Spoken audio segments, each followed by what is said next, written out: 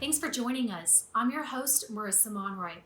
As summer officially gets underway, we're ready to bring you the latest information from the city of Austin, where local leaders are still very focused on keeping our community safe. As the number of COVID-19 cases continues to surge, local healthcare professionals stressed that Austin could be in a dire situation if we don't immediately take safety precautions. If people don't take more protective behaviors, if we are not successful in decreasing that doubling time, that by mid-July, we're going to exceed hospital capacity.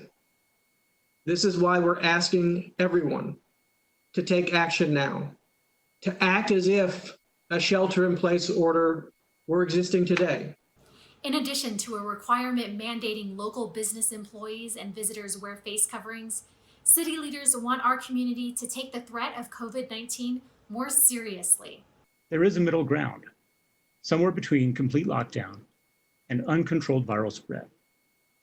It simply involves doing the things that we know we should do: distancing ourselves, wearing masks, washing our hands, minimizing social excursions, and absolutely staying home when you feel sick.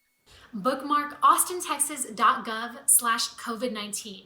It's your resource for everything from where you can get tested to how you can apply for financial and job assistance. As temperatures heat up, we know we're likely to see an increase in the number of people spending time outdoors. Just like we want people to stay safe outside of their homes, we also want to make sure our four-legged friends stay healthy. With warmer weather, there's an increased risk of algae exposure. Higher temperatures and decreased lake flow could trigger some algae species to produce toxins that are harmful to dogs.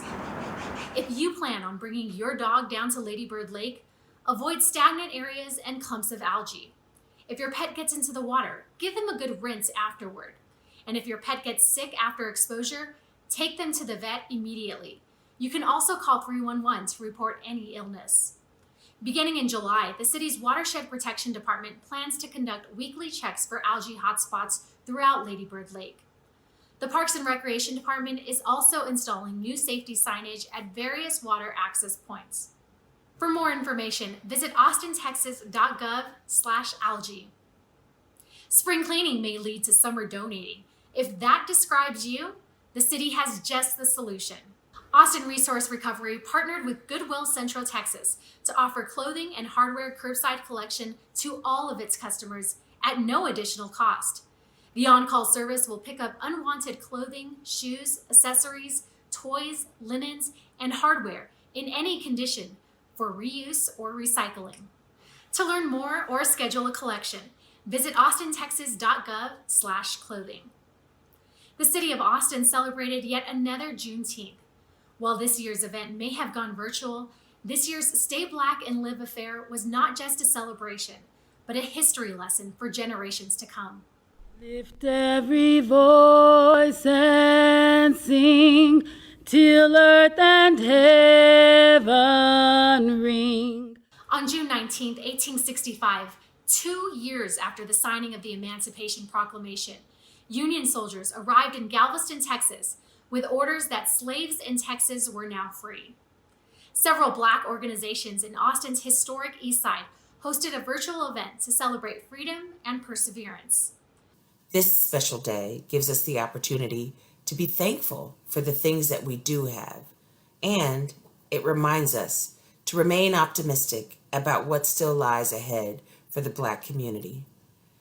Black Americans have never accepted nor succumbed to the institutional and systemic dehumanization and racism we have experienced in this country. We have always resisted. We have always fought back, and we have always continued to move forward. Before the event began, the organization 10,000 Fearless First Responders distributed free meals to communities in need in East Austin. The event was hosted by Greater East Austin Youth Association, Sixth Square, Carver Museum, and the Carver Library. 4th of July celebrations will look a little different this year. Officials canceled the annual July 4th concert and fireworks show at Auditorium Shores. Still, if you plan on celebrating, celebrate safely. We just can't take the chance at this stage of having substantial increases as a result of Independence Day, the 4th of July celebrations. We need people to be sensible. We need them to, if they want to watch a fireworks show, do it from a car with only your family members in it. Watch them on TV. Find other ways to celebrate our history. We are at a critical point right now, and we simply can't afford to make mistakes. That's it for this week's City View. Thank you for watching, Austin. Be sure to catch up on all of the latest information on atxn.tv, our social media channels, and on our dedicated webpage, austintexas.gov/COVID-19. Stay well, Austin.